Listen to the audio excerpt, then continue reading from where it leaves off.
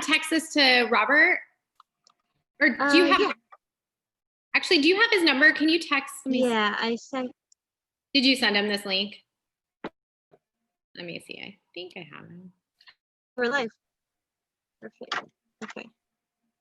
Can you send Robert this, your info so he can get in? Mm-hmm. Okay. Mm-hmm. Oh, perfect. It's already on. We're on live now. Just giving everybody time to hop on. Let's see. There we go.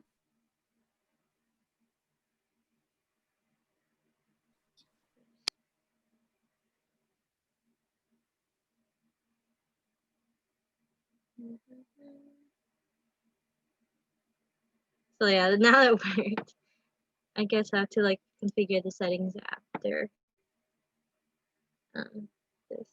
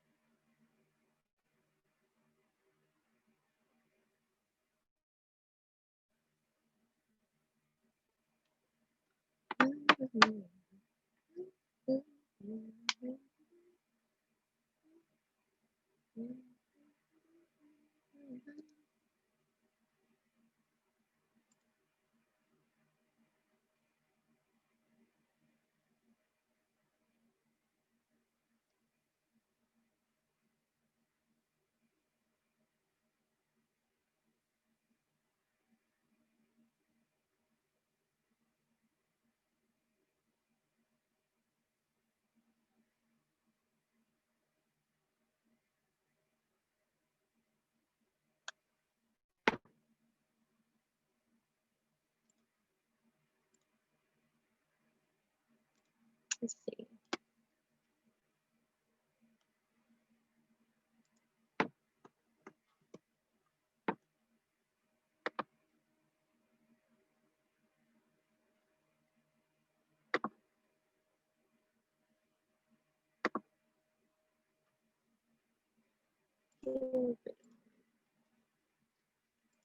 I can see the YouTube is doing fine.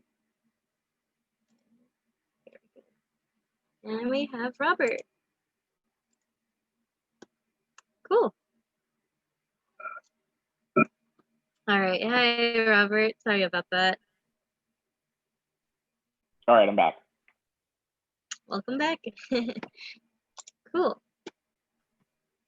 I believe we have everything ready, set to go. We're live streaming now on Cuyamaca College Students, live on YouTube.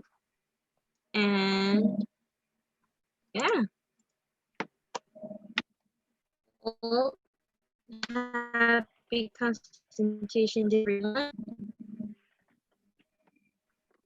Happy Constitution Day. Cool. Yay. So it's been a while since our last podcast. Welcome back to our Tea with the Trustee and the Cuyamaca President of Student Government. Cool. It is currently Thursday of September 17th, and we just started right on time, 12:30. So yeah, let's see. So Robert, I guess we can get down to business. What is right down to the nitty gritty? Yeah, the nitty gritty of Constitution Day, the who, what, when, where, all that. Yeah, let's just take a sit back. I guess we can start with what is the United States Constitution? Do you have, I know you know what it is, but do you have like a definition of it? I think the Constitution, the Constitution is a document that was right at the beginning of when America was born, and we have all these certain list of rights that we have. We have one that's about freedom of speech, freedom to have bear arms. I'm just kidding. But yeah, things like that, and that are rights to American citizens. Yeah, I'll just pretend. I'll be like, No, you're what right. is that? You're right. So the basic thing to know about the Constitution is that it created our government and it defined our government systems, federally at least. Mhm. So originally, we were under the Articles of Confederation when we pulled away from England. When we not pulled away, when we revolted from England, that was a revolution. We revolted. We were fighting them. We did not want to be with them anymore. And we needed leadership and we needed rules. So the founders came up with the Articles of Confederation. The Articles of Confederation heavily did not want a strong centralized government. They did not want a strong federal government because they came from a monarchy that ruled over them and demanded all kinds of things. So there was a federal government, but there wasn't a head of the federal government. And the federal government had to go to the states for everything that they wanted and needed. And because that wasn't working, there was a constitutional Congress that was in May 1787 in Philadelphia. And it was the Constitutional Convention. And they decided, originally it was to edit the Articles of Confederation, but they decided that they couldn't edit what wasn't working. So they decided to create the US Constitution. So they created the executive branch, the legislative branch, and the judicial branch. Do you know what each of those branches do? Oh yeah. Yeah, the 3 branches. Yeah. So let's see. We have the judicial branch, which is our like the judges of the Supreme Court. Like there's 9 of them, I believe. 9? Yeah, I'm on a roll. And then let's see. We have, what was the other one? The legislative branch. Is that the one that has the president in it, right? Legislative is not the one with the legislative branch is the one with Congress. Oh, Congress. Oh. Okay, so it's kind of think of it as an executive branch. So who's the executive of our government? That would be the president, right? He's like our figurehead, not a figurehead. He's our leader. He's in command of the armed forces. So it goes legislative branch, which is in charge of creating laws. So that would be Congress, and Congress is separated into the Senate and the House of Representatives. And then it goes I just got super confused. That was legislative. And then judicial branch, which is, headed by the Supreme Court. And then it goes the executive branch, which is headed by the president. One of the things that they made sure to do with the Constitution was to create checks and balances. So not one branch would have absolute power. So for instance, the legislative branch, which, Congress,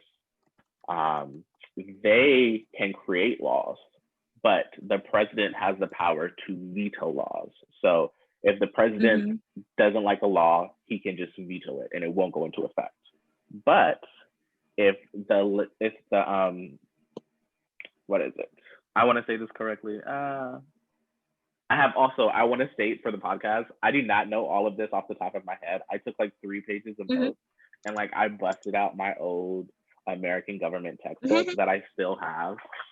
Keep your textbooks; they come in handy. Cool. If you can afford to buy them. What is the oh yeah, it's cool. Yeah, so I bought it. 8 Ways to Democracy: An Introduction to American Government, the Essentials. I bought this for my political science 121 class. Oh wow, at Cuyamaca? Yes, at Cuyamaca College. But I am looking for vetoes. Shout out to that class. Vetoes. Oh, vetoes. So the Supreme Court, or not the Supreme Court, I keep getting them confused. The Congress can override a veto if they have a majority. I believe it's a 2/3 majority within Congress. Oh, wow. So, and keep in mind, our Congress, House of Representatives, the Senate, we're a two-party system. So it's very unlikely that all parties agree to something. I feel like that's something that's become very prevalent in American politics, depending on which party controls which house, nothing gets done. Oh, wow. But, and then the judicial branch, which originally wasn't all that important inside the Constitution, gave themselves the power or gave themselves the authority to be the final like voice on the Constitution. So say the president signs something into law that they view as unconstitutional, they can strike it down. Or say the president creates an executive action. And executive actions are like little, not laws, but little powers or orders that the president signs without congressional overview.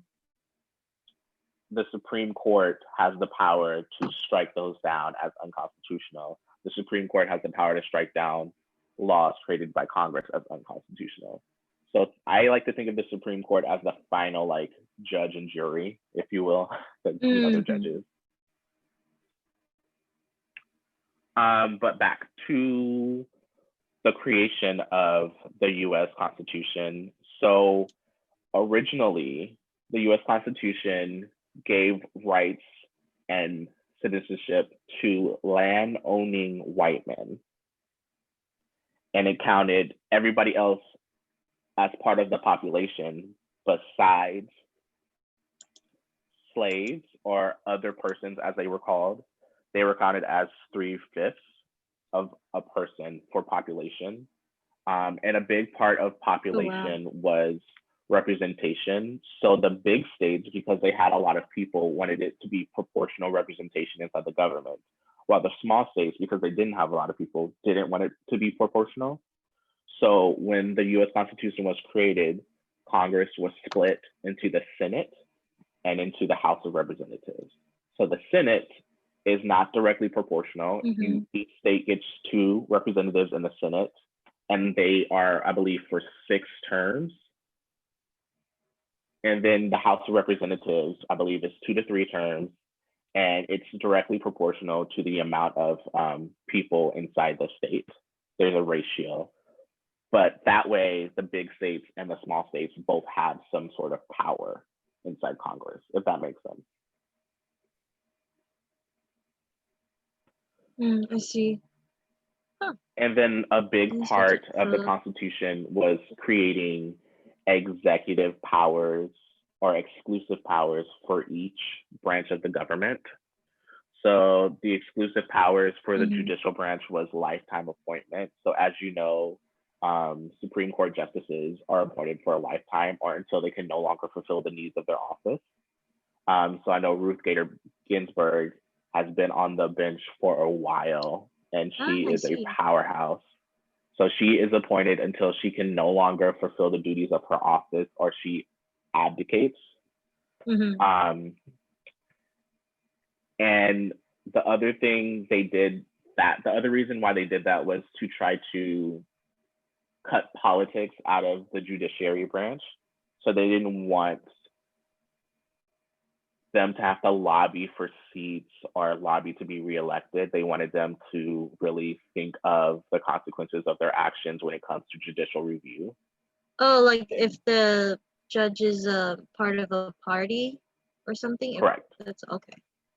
So if the judge has to make promises to be elected and stuff like that, their view might be skewed to keep their promises to be reelected. So they wanted them to be away from all politics, which obviously isn't the case currently. Politics is very much in charge of the government. And then the powers of the president. Am I speaking too fast? I feel like I'm speaking too fast. Oh, no worries. I think so far, like, yeah, it's pretty good pace for me. If anyone has in the comments below, if there's anyone at the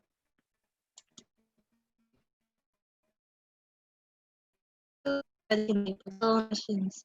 I would like to add Mhm. into the conversation of what are the requirements of like each of those roles? So like roles for the president, the roles for how to become a judge. Like I heard there was like a certain amount of years of being an American citizen, all that stuff. So like what it takes, like you can Correct. start from the same thing So from the branches below for to above. the US president, I believe, is the only position in the government where you have to be born a United States citizen. You can't become a citizen. You have to be born a citizen. And you have to be, I believe the age is in your 30s. I want to say 36, but that number just randomly popped in my head. Double check me on that. I'm not an expert on this at all. I believe it's 35 years of age. 35, okay. And yeah. then to serve hello, Anna. on. Hi, hello, everybody. Hi. Oh yeah, sorry. Yeah, she couldn't see in the. If anyone can see in the live stream on the YouTube channel, we have Rena hiding in the curtains. Our other co-advisor for the student government and also student affairs representative as well. Thank you for having me. So, yeah, hello. Yeah, thank you. But There yeah, are cool. no Good fact. official requirements that- to be a Supreme Court justice, but a lot of the common things are to have served as a judge on a federal court for a number of years and to be well versed in constitutional law and to have, I don't want to say connections, but to know the right people, because there are plenty of judges inside the United States that are well versed in constitutional law, but if they're not in the realm of politics, if they aren't well known, they're not going to be nominated. And then, of course, the nomination process is the same as the nomination process for the presidential cabinet. So the president nominates a Supreme Court justice or a cabinet member, and then they go through confirmation inside the Senate, and that's when the Senate tests their merits and questions them publicly. I see. Do you have any questions? Any other questions? Let's see. I could pull up from common quote frequently asked questions about the Constitution. Let's see. Robert, are there specific requirements for a vice president that differ from a president? I'm not sure. I know I think it's the same. So the same is that he has to be 35 and a resident of the United States for at least 14 years and a natural born citizen. Because I would assume so, in case they have to take the power for whatever reason, they would have to meet the guidelines, correct? Exactly. Okay.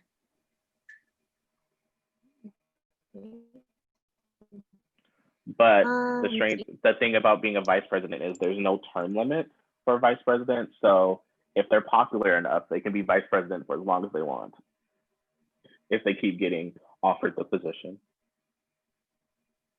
Ooh, speaking of presidents and I think elections, I believe we have a voting registration thing around the corner. Let's talk about that. In today's. So there is a presidential election coming up, and that means you need to make sure you're registered to vote.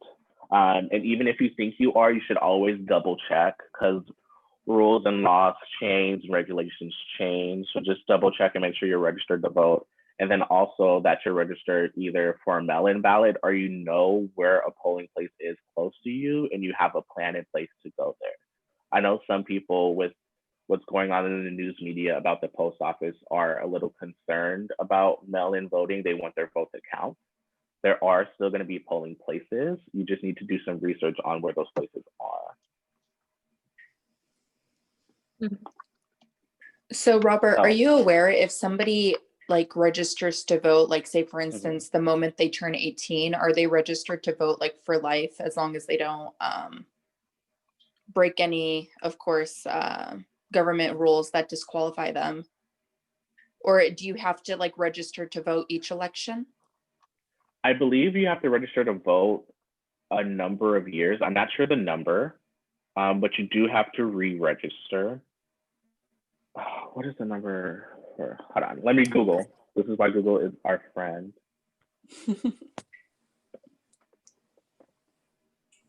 Google's our good friend.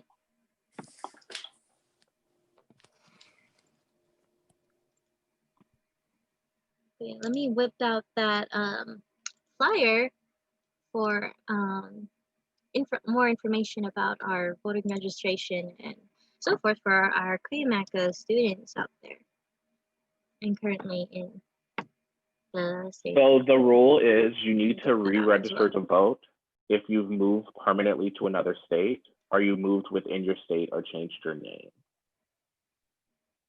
So those are the rules, at least from the us.gov website, that you need to do if you've moved, changed your name, or moved to another state. You need to re-register to vote, which makes sense because they send you your voting information in the mail, and if you move, they don't know where to send it.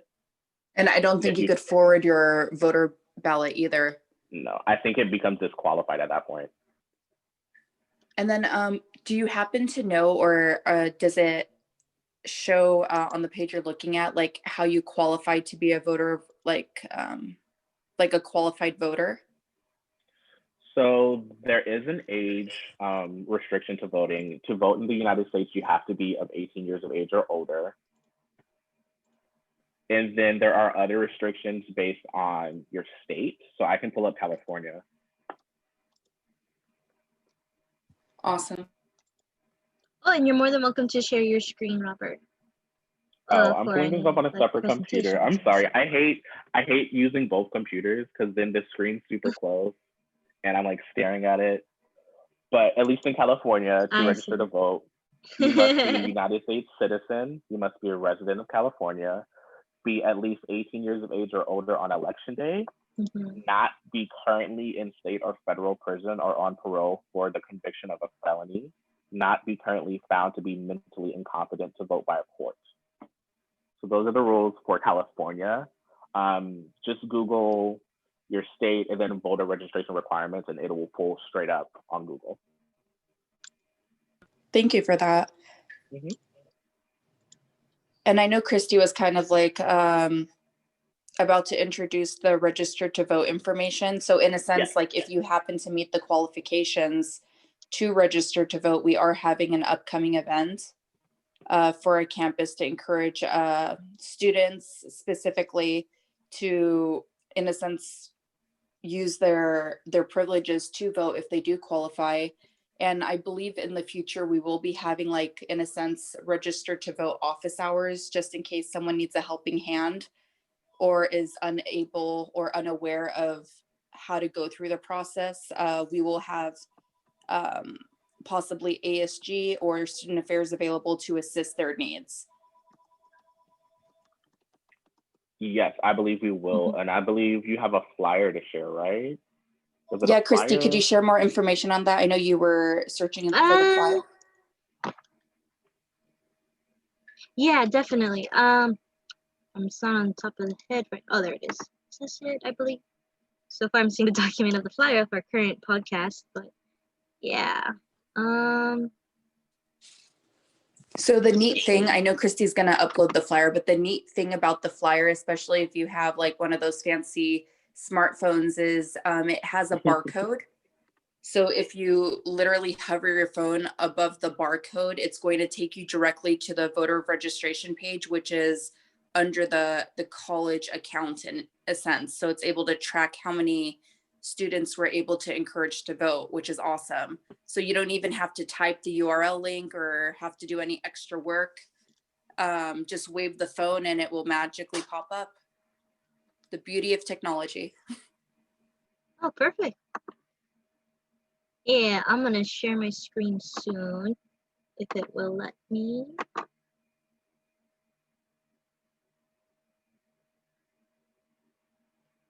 see.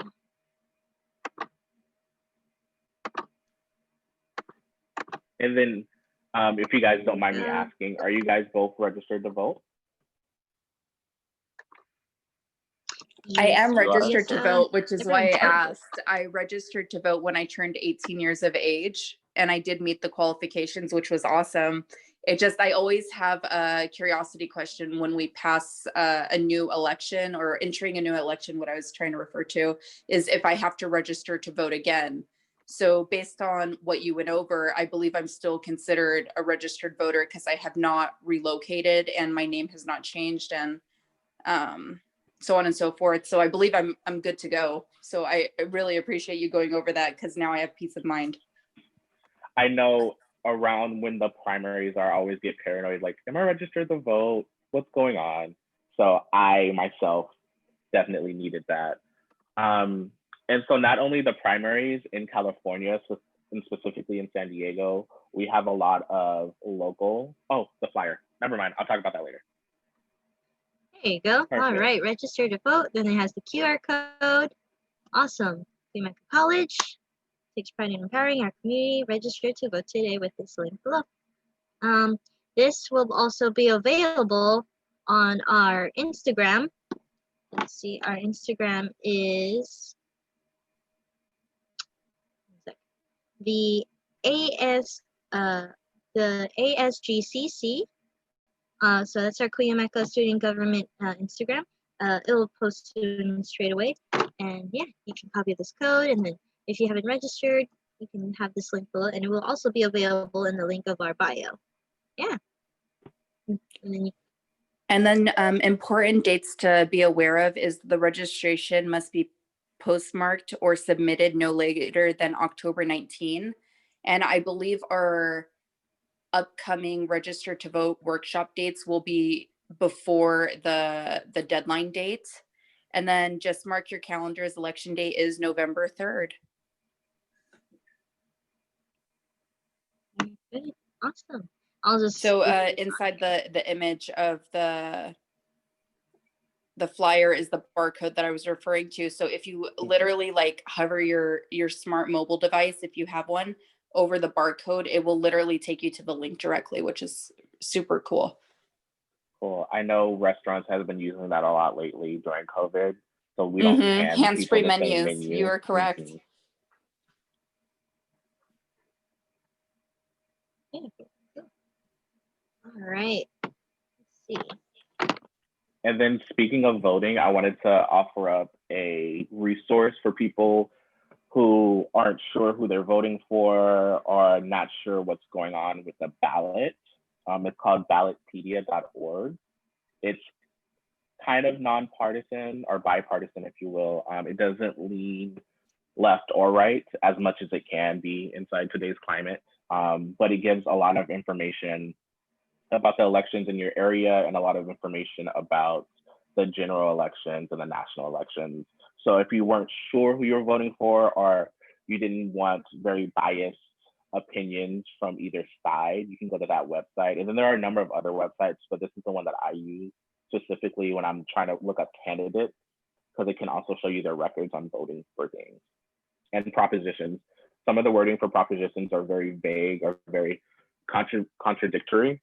So I like this because it kind of just explains everything flat out. So Robert, when you happen to register to vote, do you have to declare what party you're voting for? It asks, or like which one you are for, in a sense, like. So when you register to vote, it asks you to declare a party. You do have the option to declare independent, but there are certain rules for primaries to where you have to be part of the party to vote inside that group's primary. So I know in California for the Republican Party, to vote inside that primary, you specifically have to be registered as a Republican. So but in regards to parties, how many parties are there, like, as options? There are, so the US is technically a two-party system, but we have a couple of different smaller parties. The Green Party, the Independent Party, like I said, I was independent until not too long ago. There are a couple of other parties as well, the Green Party.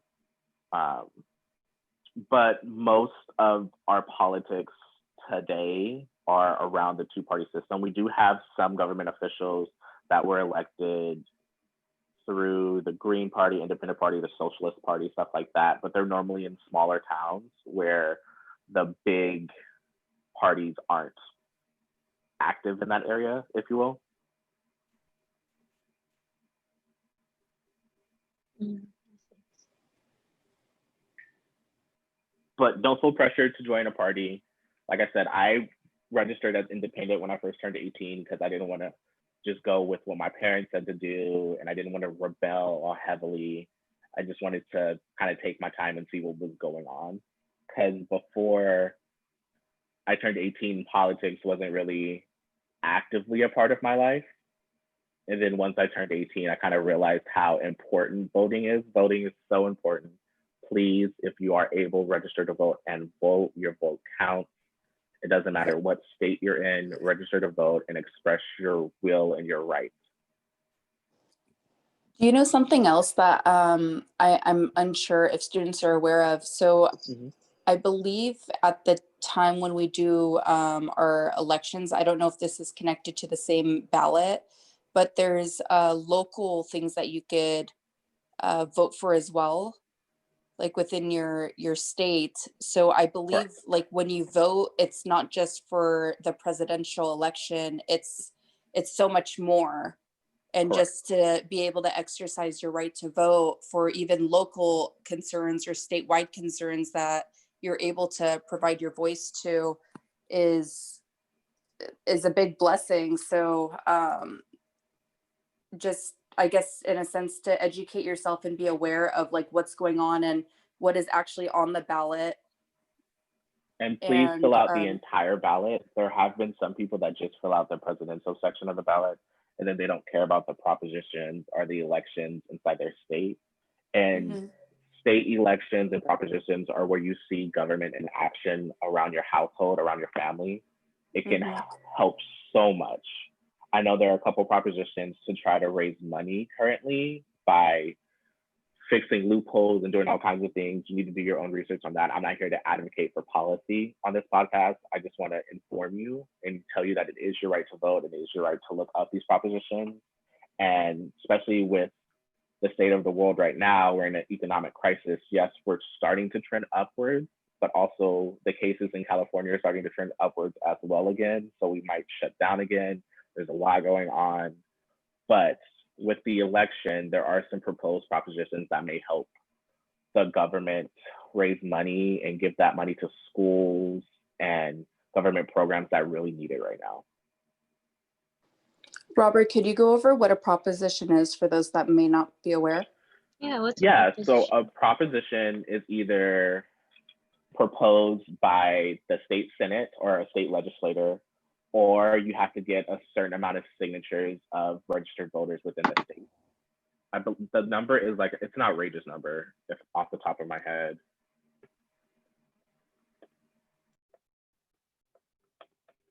Proposition.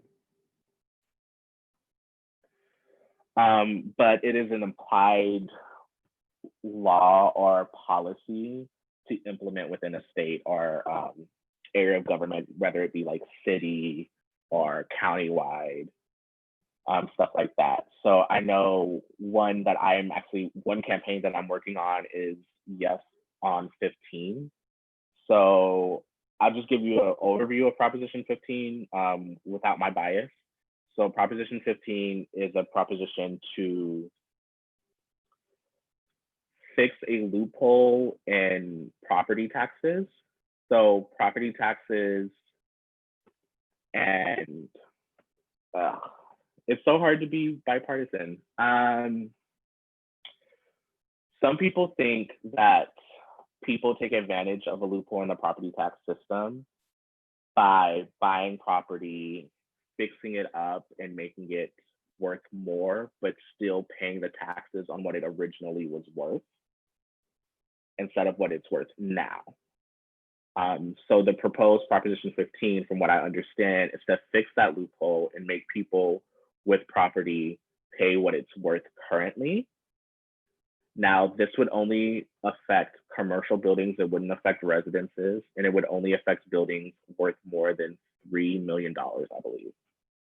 But again, please double check me, fact check me. I could be wrong on all of this. Who knows? I could live in an alternate reality. This could all be a dream right now. This is how COVID is making me feel. But that's an example of a proposition. And from the proposition, Prop 15, that money would already be allocated to schools and to parks and to government programs and stuff like that. So it wouldn't go into the pockets of the elite.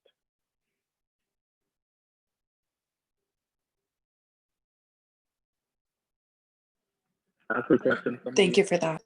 Okay.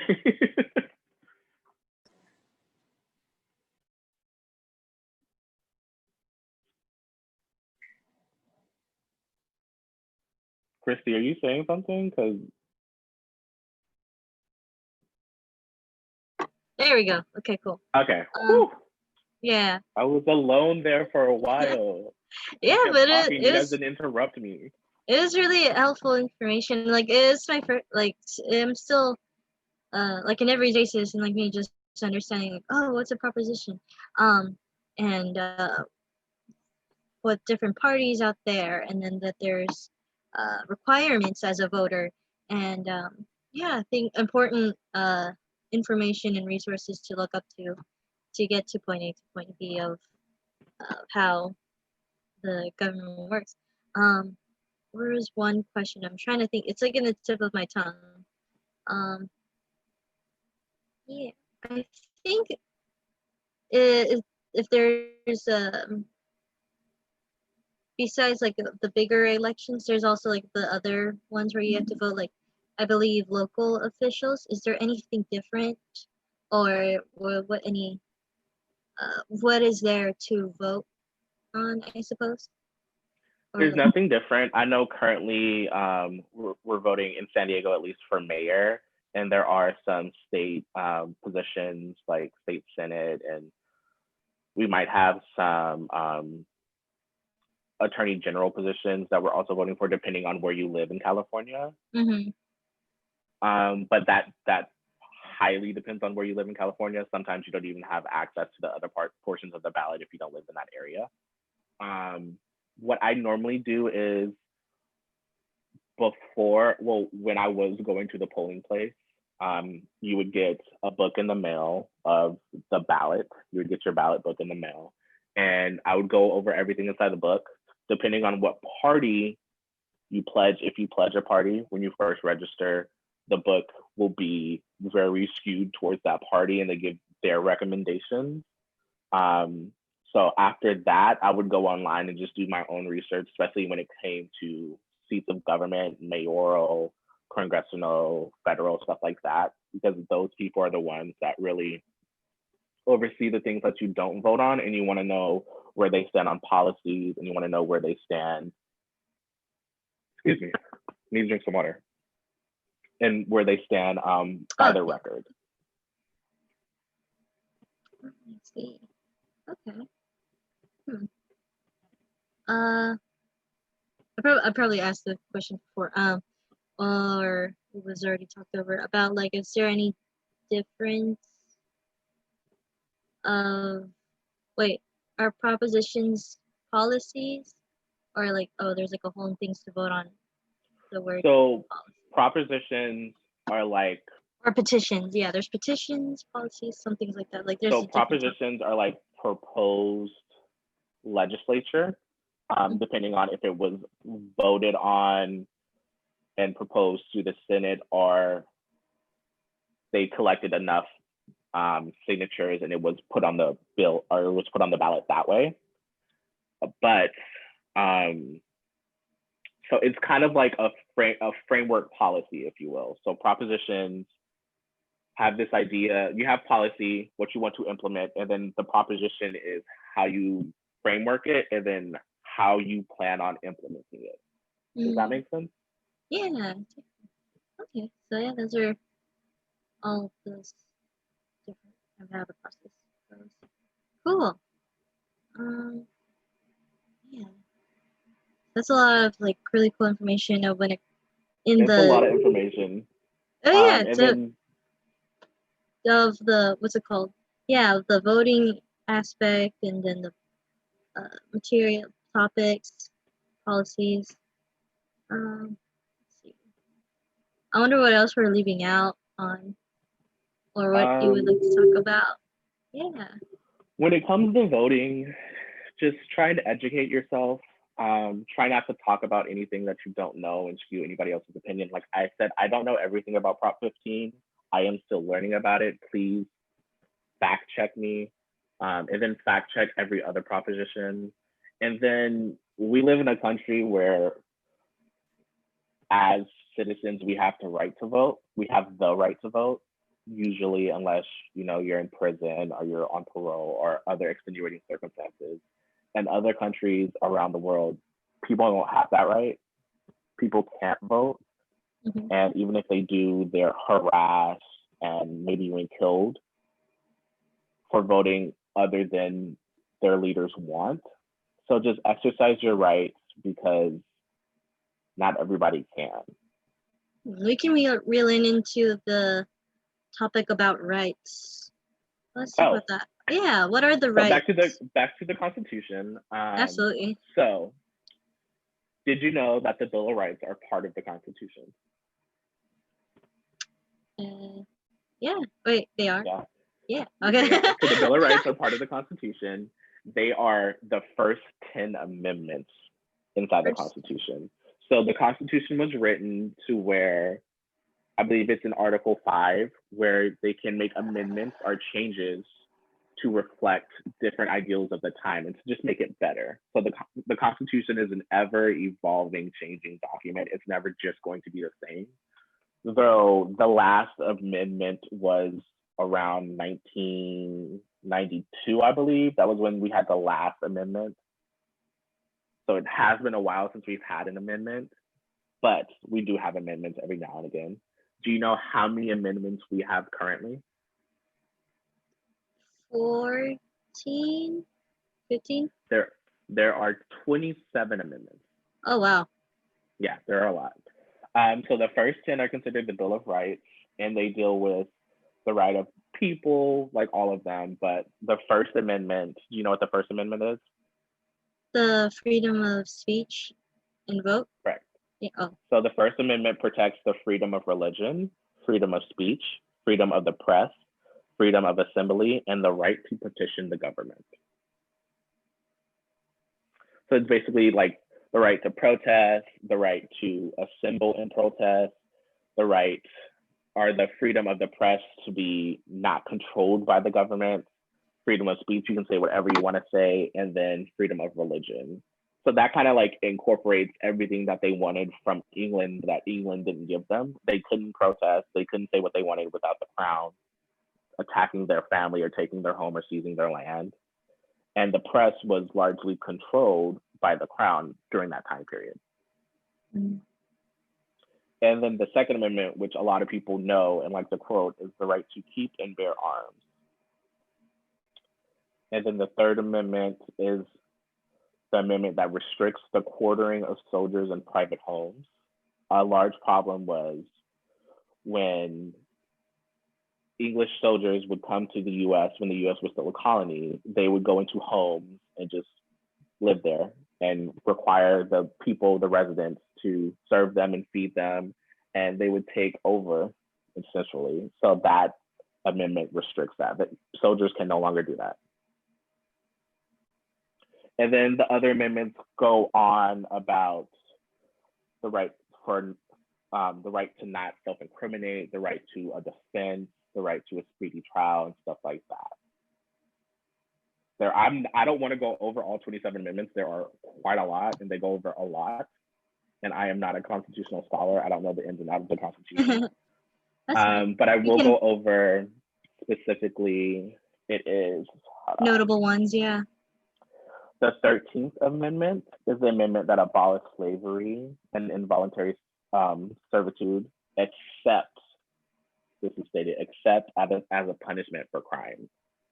So if people have been found guilty of a crime, technically, they can be used as manual labor or in servitude. I see. So that's where, like, in prisons today. Mm-hmm. Yeah. And then the 14th Amendment defines citizenship, privileges, and immunities. And it kind of like helped figure out some of the issues during the Civil War. And then not the 15th. No, yes, the 15th Amendment prohibits it prohibits the exclusion of the right to vote based on race, color, or previous servitude. So even though African Americans and Native Americans, after slavery was abolished, were considered citizens, they did not have the right to vote because they were discriminated against at polling stations. So that amendment was really there to protect their right to vote. And then the last one I wanted to talk about was women's right to vote. And that was the 19th Amendment, and it prohibits the denial of the right to vote based on sex. So that was the vote that got passed after women's suffrage. Interesting. And so there are 27, there are a lot.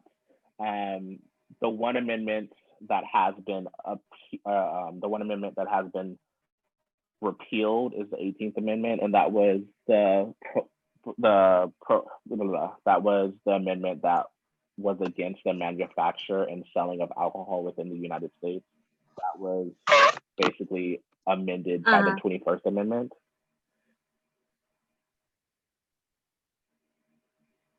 Oh, I have a question. So how, I think it's kind of like a part 1, part 2. How are amendments made? Like who makes the amendments, and how, of course, why is there ones that repeal it? Like you have to make an amendment to repeal whatever that was the previous one. Things like that. Like how do the amendments work? So amendments are proposed in the 5th article of the Constitution. And to make an amendment, it either has to be proposed by Congress, and it has to pass with 4/3 majority within Congress, I believe. Or you can have my notes. Or you can have a national convention in which the legislators of the states need a 3/4 majority as well. So there hasn't been a national convention for for a proposed amendment ever. So I don't think that's going to happen. What normally happens is it's proposed in the U.S. Congress, and it actually needs, a 2/3 majority in both the Senate and the House. I see. Wow. So, yeah. That's all the questions I have. All right, we went over our time. Yeah. That's do you pretty guys good. have any other questions? Not that I know. I'm pretty good. All right. We're over our time. It's 1:16 now. Do you want to say anything else?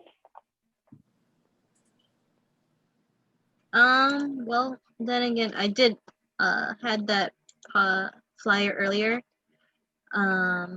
with the register to vote. Oh, there's Mary Ellie. Hello, Mary Ellie. I see you're stepping by. We can just check in the chat if there's anyone that wanted to say any questions in the live chat. I could pop over. I will give it like a few more minutes. Just that's a lot of information to go over. Just a refresh quicker. Like I was like pretending to like oh let's see what are these again? It's like going to government 101 again. So, basically, it was exactly it's a really like good refresher. American Government 101. Mm-hmm. Do you know something that came to mind? I don't know if it was previously discussed before I came on. Was if you aren't a born American citizen and apply for your naturalization test after a certain number of years, I believe it's after 5 years. And if you are a parent for a minor under 18 and the parent becomes a citizen, the children under the age of 18 automatically become citizens as well. Oh, so wow. I did not know I don't that. know what I'm sorry. I did not know that. Yeah, so if you happen, like say for instance, if your parents happen to take the naturalization examination and you are under 18 and they pass, you automatically a pass. However, if you happen to be an adult being 18 years of age or older while your parents take the examination, you have to take the examination for yourself because you are of age, like you are of like adult age. So like say for instance for myself, my parents they weren't born in America, so they came to America and they became they passed their naturalization test, which permitted them to become citizens. So my brother and I automatically became citizens through their approval. Nice. So I'm pretty sure there's like a handful of students that may not know they qualify, but they do through their parents. So just being aware of your citizenship status, also just to see if you happen to be a citizen to qualify you for the right to vote. Mm-hmm. For sure. Oh, so that would be a pretty cool new topic we could talk about on our next podcast. So about immigration laws or naturalization, the whole process of becoming an American citizen. I saw there's like a flow chart when I was studying in the American government about that. Like there's different ways of how to become American citizens. So yeah, that's a pretty good subject to talk about. I believe in a prior ASG event from our past ASG president, Jesus Suarez, I think one event that was hosted was the questions that are on a naturalization test and to see if you are able to pass. Like questions that like in a sense US citizens should be aware of. So like I wonder like in a sense like what questions are we assumed to know and may or may not know as Americans. Wow. But I feel like I would have a lot of pretty trouble. neat trivia. I feel like I would have a lot of trouble with the questions that like have dates on them because I have a hard time remembering dates, even like oh dear, yeah, like large like dates that everybody should know. I'm horrible at them. I have to look at notes. Absolutely. So that'll be a fun little activity we could share in our next live stream / podcast for any participants that wanted to try out and see. Like, oh, naturalization test, yeah. Very fun because we didn't play any trivia games or any other interesting questions to talk about in this podcast. But yeah, let's see. So far I don't see any questions, so I believe everyone's just enjoying your day, stopping by, and if any viewers see this video, thanks for watching. If you have any comments or liking the video, just leave a like below and. Yeah. Oh, and subscribe for any future podcasts and live streams and other ritual endeavors of us here at the Clearmaxwood College Student Government. All right. Any other final words, guys? Yeah.